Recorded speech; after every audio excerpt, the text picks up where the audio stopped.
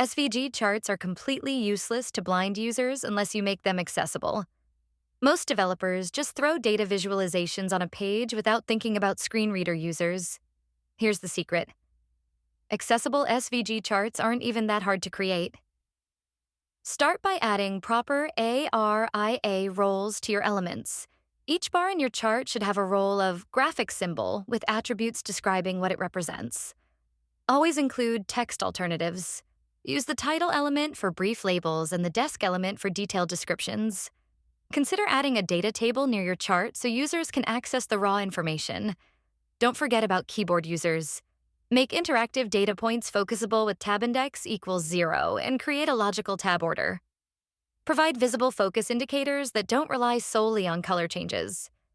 For animations, respect user preferences for reduced motion and keep durations brief. Provide controls to pause or stop animations. Test with actual screen readers like NVDA, JAWS, and VoiceOver. Different screen readers interpret SVG content differently, so broad testing is crucial.